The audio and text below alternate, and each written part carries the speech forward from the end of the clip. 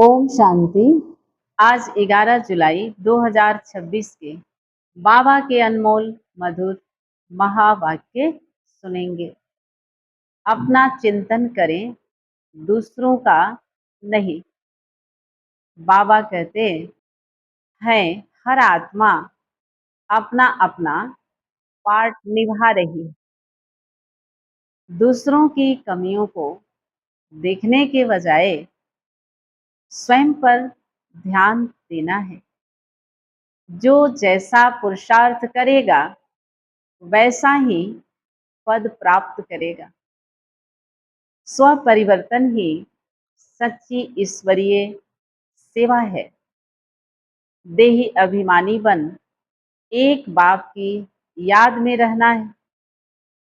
बार बार स्मृति रहे कि मैं आत्मा हूँ, यह शरीर नहीं। एक परम पिता परमात्मा ही हमारा सच्चा पिता और साथी है। याद से ही आत्मा पावन बनती है और विकर्म विनाश होते हैं। त्रिकालदर्शी बन ड्रामा को साक्षी होकर देखना है।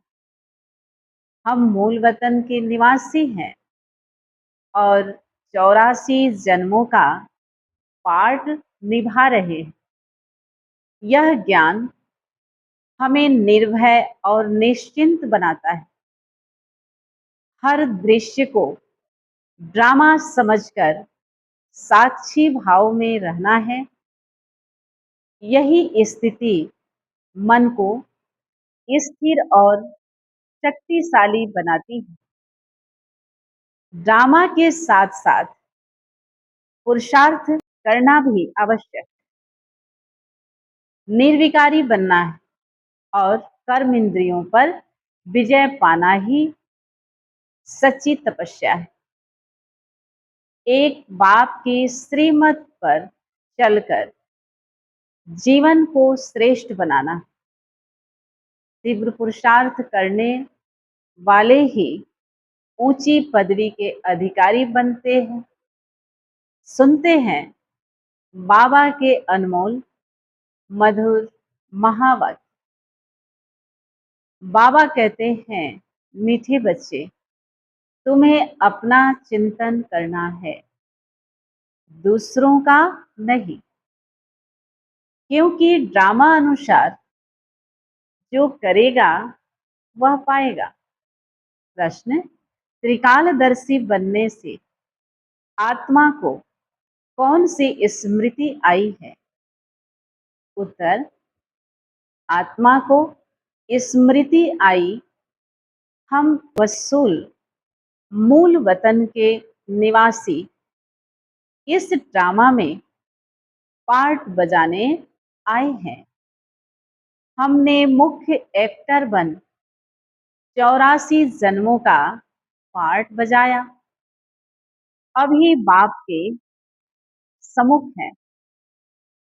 फिर साथ में घर जाएंगे। पावन बनकर घर जाना है, फिर सुखधाम में आना है। यह सारा खेल भारत पर ही बना हुआ है। यह सारी स्मृति त्रिकालदर्शी बनने से आ गई। गीत, मरना तेरी गली में, जीना तेरी गली में। ओम शांति। यह गीत किसने गाया? बच्चों ने। क्या कहते हैं बच्चे? बाबा, अभी तो आपके गले का ही हार बनना है। यह शरीर तो यहाँ ही छोड़ देना है।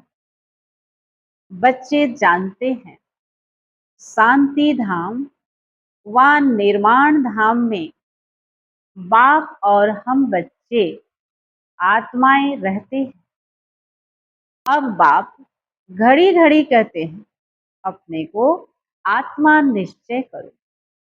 तुम जानते हो हम आत्माएं बाप के साथ निर्वाण धाम में रहने वाले थे। फिर यह शरीर धारण कर 84 जन्मों का चक्र लगाया है।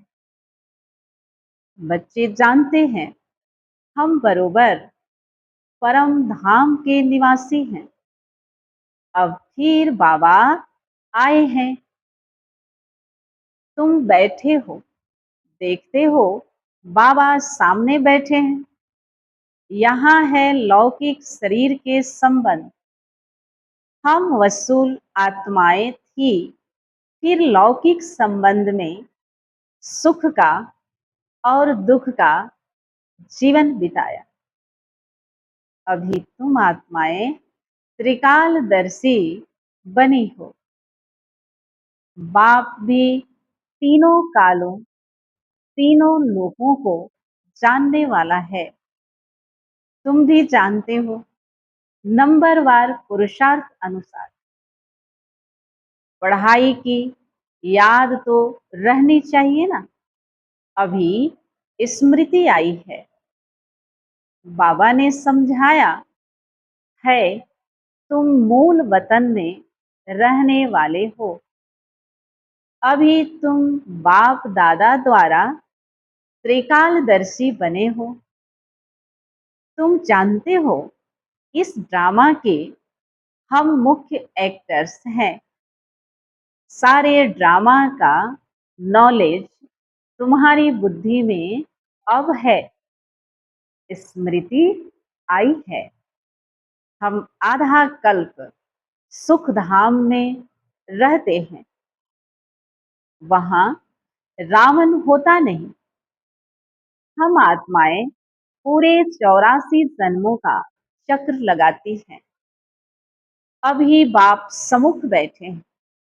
आपकी श्रीमत पर चल हम आपके साथ चलेंगे। जितना हो सके आपको याद करेंगे। तुम बच्चों को सारा दिन यही ख्याल में रहना चाहिए, जबकि त्रिकालदर्शी बने हो। ऊंच ते ऊंच है भगवान, उनके साथ तुम बच्चे भी ऊंचे ते ऊंच रहने वाले हो। अभी तुम बच्चों को घर की याद आई है। हम पवित्र बन अपने परम धाम घर जाएंगे। बाप शिव की पूजा होती है तो शालिग्रामों की भी पूजा होती। बाप ही आकर आत्माओं को पावन बनाते हैं। आत्माओं को पवित्र बनाने वाला एक ही बाप है और कोई बना न सके। अभी तुम सारे ड्रामा के खेल को जान चुके हो। समझते हो भारत पर ही खेल बना हुआ है। तो अब तुम बच्चों को बाप सम्मुख बैठ समझाते हैं। हर एक जीव की आत्मा जानती है बाबा ज्ञान का सागर है। उसको भक्ति मार्ग में बुलाते आए हैं और ये प्रतिज्ञा करते आए हैं। बाबा आप आएंगे तो जरूर हम आपकी मत पर चलेंगे। यह कोई लौकिक संबंध की बात नहीं। तुमको देही अभिमानी बन यह ख्याल रखना है कि हमको एक बेहद के बाप की श्रीमत पर चलना है। उनका ही मानना है। वह तो बहुत सहज समझाते हैं। तुम्हारा अब तीसरा नेत्र ज्ञान का खुल गया है। यह ज्ञान तुमको यहाँ है। मूल वतन में बाप और बच्चे रहते हैं। वहां यह किसको पता नहीं रहता। अभी तुम बच्चों को बाप अपना अंत देते हैं। वही ज्ञान का सागर है और कोई सत्संगों में ऐसे नहीं कहेंगे। कि बाबा हम आत्माओं को पढ़ाते हैं, यह तुम जानते हो। घड़ी घड़ी तुमको कहना पड़ता है, देही अभिमानी बनो। आत्मा इस ड्रामा में एक्टर है, पार्ट बजाती है। हम आत्मा ने चोला लिया है, वह एक्टर्स कपड़े बदलते हैं। तुम आत्माएं निराकारी दुनिया से यहाँ आकर यह शरीर रूपी चोला लेती हो। वह सिर्फ अपने कपड़े बदलते हैं। हम आत्माओं को बाबा फिर से आकर राजयोग सिखला रहे हैं। अब तुम बच्चे समझते हो बाबा आया हुआ है, तो जरूर हम बाबा के मददगार बनेंगे। पवित्र बन और सारे भारत को पवित्र बनाएंगे। हमको श्रीमत पर ही चलना है। श्रीमत कहती है बाप को याद करना है। जो करेंगे वह पाएंगे। सब तो नहीं आकर पुरुषार्थ करेंगे। जिन्होंने कल पहले पुरुषार्थ किया है वही करेंगे। अभी वापिस जाना है, इसलिए पुरुषार्थ कर पवित्र जरूर बनना है। हम ऊपर मूल वतन में रहने वाले। पहले पहले हम स्वर्ग में आए थे, फिर सीढ़ी नीचे उतरते आए। बाप समझाते भी भारतवासियों को हैं। भारत में ही आते, याद भी भारत में करते कि आकर हमें पावन बनाओ। शरीर धारण कर हमको श्रेष्ठ कर्म सिखलाओ। शरीर का नाम भी गाया हुआ है। यह भाग्यशाली रथ है। बाप भी कहते हैं मैं साधारण तन में प्रवेश करता हूँ। आगे भी कहा था तुम बच्चों को स्मृति आई है। बरोबर 5000 वर्ष पहले भी बाबा ने यही कहा था और कोई भी यह बात बता नहीं सकते। बाप ही कहते हैं 5000 वर्ष पहले भी मैंने इस शरीर में आकर तुमको समझाया था। अब फिर तुम बच्चों को कहता हूँ आत्म अभिमानी बनो। जैसे नाटक वालों को मालूम रहता है ना, हम कौन सा वस्त्र पहनकर क्या क्या पार्ट बजाते हैं, परंतु वह तो है देह अभिमानी। यह है बेहद की बात। देही अभिमानी बनना है। हम वसूल आत्मा ही है। अभी हमारा पार्ट पूरा होता है। बाप सम्मुख बैठ सब कुछ तुमको समझाते हैं। यह भूल नहीं जाना है माया कितने विघ्न डालती है। बाप समझाते हैं बच्चे तुमको कोई भी विकर्म नहीं करना है। मनसा तूफान भल बहुत आएंगे, अपनी परीक्षा लेनी है। हमारी कर्म इंद्रियां चलाया मान तो नहीं होती है। हम काम को जीत सकते हैं। तुम्हारे लिए तो बहुत सहज है। हम आत्मा हैं, एक बाप के बच्चे हैं। बाप से ही योग लगाना है। कर्म इंद्रियों में चलाए मानी होना, यह भी देह अभिमान हुआ ना। तुमको कोई से भी डरना नहीं है, निर्भय बनना है।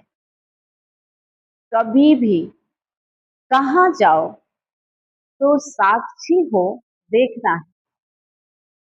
हम तो आत्मा है। इस खेल को तुम पूरा जान गए हो। ऊंच से ऊंच बाप है, यह बुद्धि में आया है। उनको बिंदी कहा जाता है।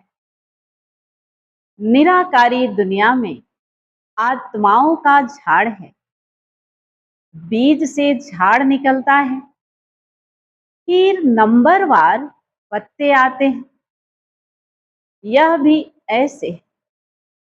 ऊपर से नंबरवार आत्माएं आती है। आत्मा प्रवेश कैसे करती है, निकलती कैसे है, यह कोई देख न सके। अब बाप समझाते हैं, तुम्हारी आत्मा पतित हो गई है, उनको पावन बनाओ। इन द्वारा बाप बैठ समझाते हैं। बात तो कर्म इंद्रियों से करते हैं ना। आत्मा बिंदी इसमें नहीं होती तो कर्म इंद्रियां कुछ कर नहीं सकती। इतनी छोटी बिंदी कितनी पावरफुल है, उनमें सारी नॉलेज है। बाप ज्ञान का सागर है, जो तुमको बैठ समझाते हैं, उनमें सारा ज्ञान है। यह भी उनका पाठ लुधा हुआ है। तुम्हारी आत्मा में भी 84 जन्मों का पाठ है। तुम दुख सुख का पार्ट बजाते हो। दुख में बहुत तकलीफ लेते हो। बाप कहते हैं, मैं तो पुनर्जन्म में आता नहीं हूं। तुम 84 जन्म लेते हो, मैं तो नहीं लेता हूं। मैं आकर तुम बच्चों को सहज युक्ति बतलाता हूं कि मुझे याद करो तो पावन बनेंगे। आधा कल तुम काम चिता पर बैठ तमो प्रधान बने हो। आत्माओं से ही बाप बात करते हैं। आत्मा के आर्गन्स पहले छोटे होते, फिर बड़े होते हैं। आत्मा तो छोटी बड़ी होती नहीं। आत्मा ही कहती है, हे पतित पावन आओ। आत्मा बाप को पुकारती है। बाप कहते हैं, मैं कल्प कल्प आता हूं तुम पतितों को पावन बनाने। अभी तुम जानते हो आत्मा कैसे आती जाती है। मनुष्य बहुत माथा मारते हैं, देखें आत्मा कैसे निकलती है।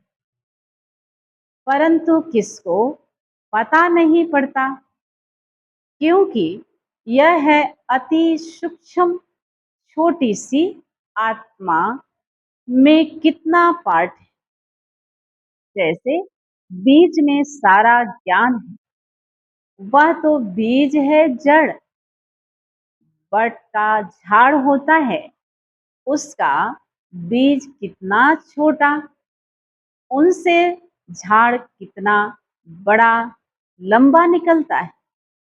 कलकत्ते वाला बर्ड का झाड़ कईयों ने देखा होगा, बहुत बड़ा झाड़ है।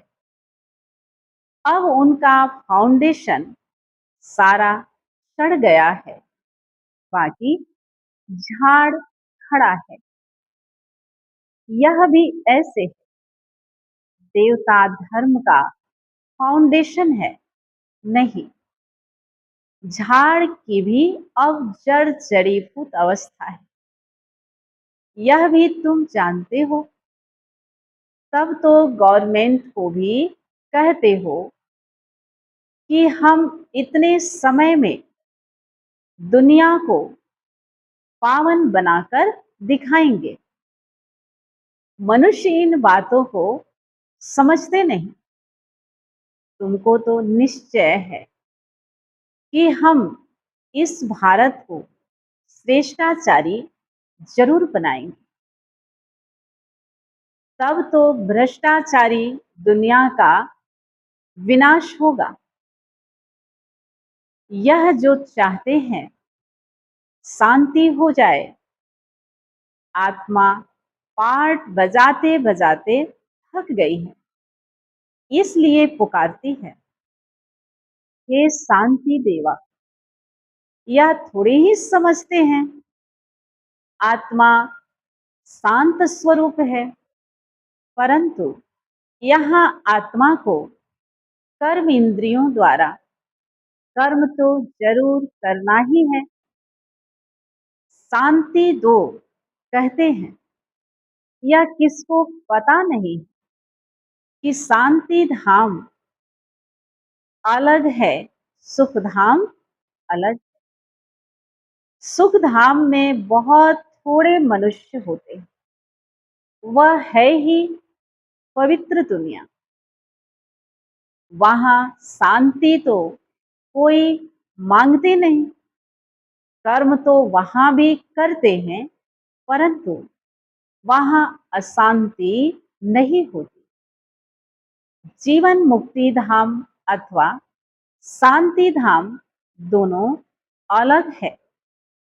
सतयुग में जीव आत्माओं को सुख भी है तो शांति भी है। एवर हेल्दी वेल्दी रहते हैं।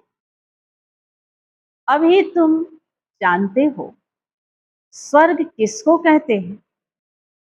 दुनिया में यह भी किसको पता नहीं है कि स्वर्ग क्या है। यह लक्ष्मी नारायण बच्चे हैं ना, इन बच्चों को भी सुख किसने दिया। कोई तो सुख देने वाला है ना। क्या इन्हों का फिर राज्य आने वाला है। स्वर्ग जरूर फिर रिपीट होगा। स्वर्ग में जब होंगे तो वहां ऐसे नहीं कहेंगे कि नर्क फिर से रिपीट करेंगे। अभी कहते हो पवित्रता सुख शांति की नई दुनिया फिर से रिपीट होगी। यह तो पुरानी दुनिया दुख धाम है। इनको आयरन एज कहा जाता है।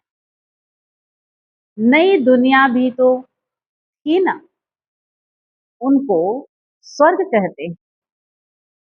यह ज्ञान तुम्हारी बुद्धि में ठहरा हुआ है। बरोबर हम फिर से देवी देवता बन रहे हैं। तुम्हारी एम ऑब्जेक्ट ही यह है। हम फिर से स्वर्ग की बादशाही लेते हैं। बेहद के बाप से वर्षा जरूर पाएंगे। यह अच्छी रीति याद करना है। हम आत्माएं वहां रहती हैं, फिर हम यहाँ आए हैं पाठ बजाने। अब स्मृति मिली है 84 जन्म कैसे लेते। बाप समझाते भी तुम ब्रह्मा मुख वंशावली ब्राह्मणों को है। ब्राह्मण बनने बिगर प्रजापिता ब्रह्मा का बच्चा बनने बिगर शिव बाबा से वर्षा कैसे लेंगे। प्रजापिता ब्रह्मा तो मशहूर है ना। ब्रह्मा द्वारा नई दुनिया की स्थापना करते हैं, तो नई दुनिया का राज्य भी जरूर उन्हों को मिला होगा। 5,000 वर्ष पहले भी ब्रह्मा द्वारा विष्णुपुरी की स्थापना की थी। अब फिर रिपीट होगा। उसके लिए तुम तैयारी कर रहे हो। कई बच्चे पूछते हैं, ड्रामा को बड़ा माने व पुरुषार्थ को बड़ा माने। समझाया जाता है, पुरुषार्थ तो जरूर करना ही है। पुरुषार्थ बिगर प्रारब्ध कैसे मिलेगी? पूरा पुरुषार्थ करना है। कोई अच्छी रीति पुरुषार्थ करते हैं तो समझाया जाता है, ड्रामा अनुसार इनका पुरुषार्थ अच्छा चलता है, पद भी अच्छा पाएंगे। उनका पुरुषार्थ बहुत तीव्र चलता है। फिर चलते चलते कोई का कम पद भी हो जाता है।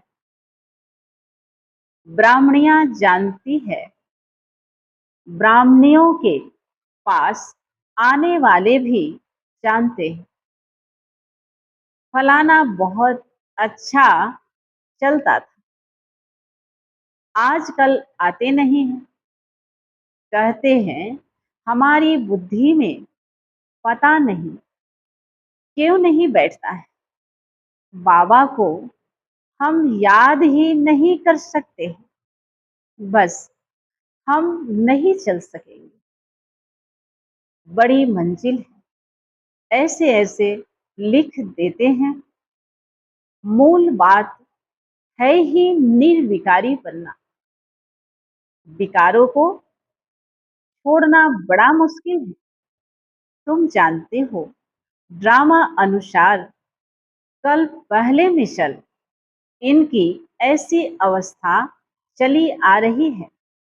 अच्छा, मीठे मीठे सिके लधे बच्चों प्रति माता पिता बाप दादा का याद प्यार और गुड मॉर्निंग। रूहानी बाप की रूहानी बच्चों को नमस्ते। हम रूहानी बच्चों की रूहानी माता पिता बाप दादा को याद प्यार और गुड मॉर्निंग। नमस्ते नमस्ते नमस्ते। शुक्रिया बाबा, शुक्रिया। धारणा के लिए मुख्य सार। पहली पॉइंट है, इस बेहद के खेल को साक्षी हो देखना है। कोई से भी डरना नहीं है। निर्भय बनने के लिए मैं आत्मा हूं, यह पाठ पक्का करना है। दूसरी पॉइंट, अपनी जांच कर स्वयं की परीक्षा लेनी है कि कोई भी कर्म इंद्रिय चलाए मान तो नहीं होती। काम विकार पर विजय पाई है। देही अभिमानी कहाँ तक बने हैं। वरदान, एक बाप की स्मृति से सच्चे सुहाग का अनुभव करने वाले भाग्यवान आत्मा भव। जो किसी भी आत्मा के बोल सुनते हुए नहीं सुनते, किसी अन्य आत्मा की स्मृति संकल्प व स्वप्न में भी नहीं लाते, अर्थात किसी भी देहधारी के झुकाव में नहीं आते।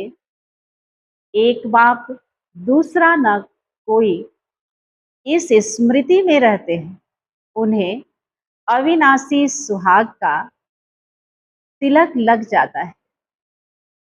ऐसे सच्चे सुहाग वाले ही भाग्यवान हैं।